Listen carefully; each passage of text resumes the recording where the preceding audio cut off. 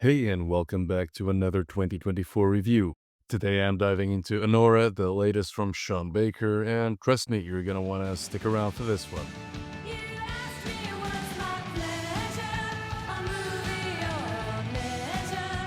I'll have a cup of tea and tell you of my dreaming.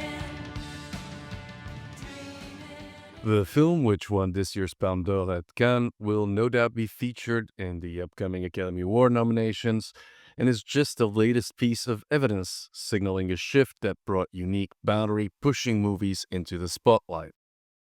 Thanks to a more international voting pool at the Academy Awards, we're seeing more Cannes Palme d'Or winners crossing over to the Best Picture category than ever before.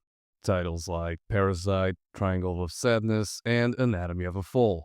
Since the movie debuted at the festival in May, it has generated quite a buzz, and today I'll break down why. If you haven't seen it yet, the movie just got released on VOD and digital platforms. And no, this episode will not feature any spoilers, but it will feature 4 solid reasons why Anora deserves your attention. But before I get to that, the usual plot description. Anora follows Anora Annie Mikeva, played by Mikey Madison, a young Russian-speaking stripper living in Brooklyn.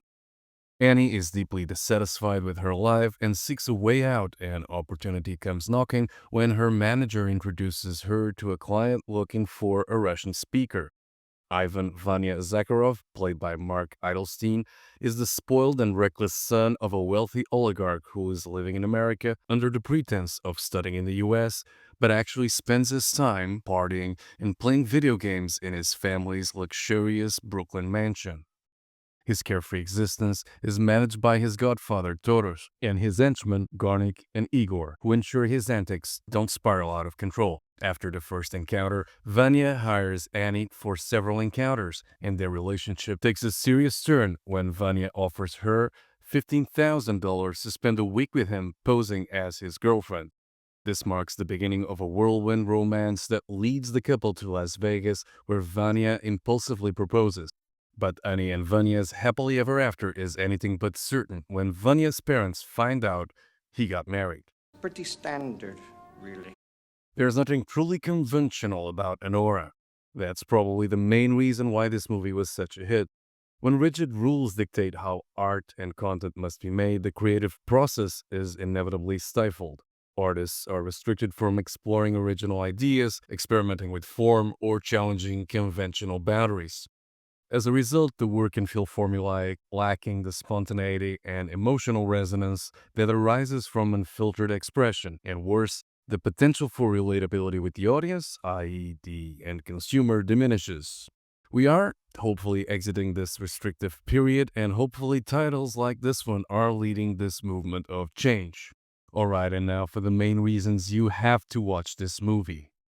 First, it's a kind of smart dramedy that never dares to reach the Lifetime, Hallmark, or even Netflix levels of cringe and over-sentimentality.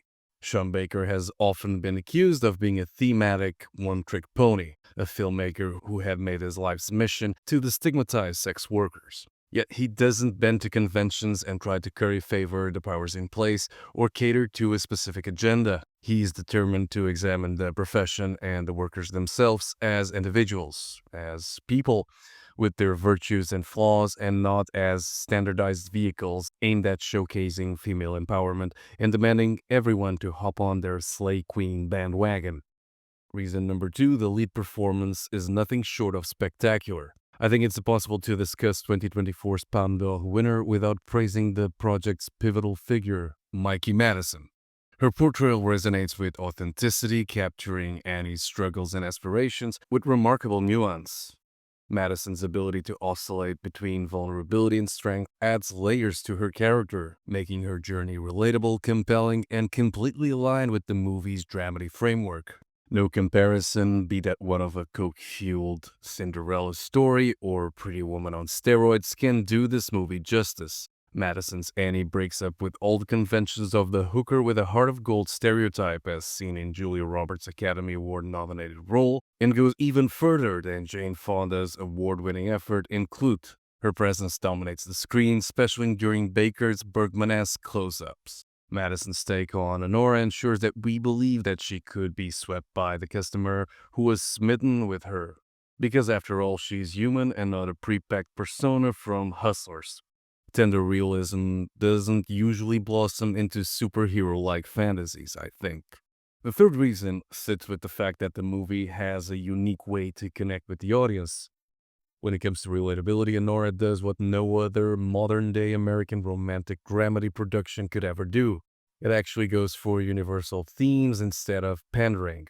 Because when all is said and done, Baker's movie is about belonging and the sad yet present feeling that one is unworthy of love. Either because of her job or her past background, Annie can't comprehend or process a world in which a man is viewing her as a human being rather than an object. Her daily act creates a void in which a personality crisis brews up to the point when the pain and loneliness cannot be contained any longer, and one ends up accepting affection and care in the least expected places. In the lead's case, the 21-year-old son of an oligarch. And finally, the fourth reason, the surroundings and the supporting cast. Anora's cinematography is stunning as a story that captures a character's journey, one that begins with her nightlife work and then follows the ensuing roller coaster of what happens when she lowers her defenses and embarks on an electric chapter of her life. The movie captures both the bleakness of her environment and the fleeting moments of beauty that give her strength. We also have a terrific supporting cast, including Yura Borisov and a collection of outstanding, colorful characters that happen to be far more interesting than Mark Edelstein's Vanya Zakharov. Summing it up, Anora is a movie that will stay with you long after the credits have rolled off. With a deliberate but not slow pace, the title keeps you engaged without rushing the emotional beats. An unflinching portrayal that finds a lead character who can't process everything that's happening, but inside her there's a growing conflict between what was and what is. And you don't need to be an exotic dancer or have ever consorted with one to relate to these emotions. And that is, in my opinion, the stepping stone to both understanding and empathy. Anora may be Sean Baker's finest effort yet, certainly one that connects with audiences in unexpected ways and really moves the needle when it comes to accomplishing the goal the director set out. That's why Baker's movie is one of the year's top 10 entries. That's why Anora is mandatory viewing.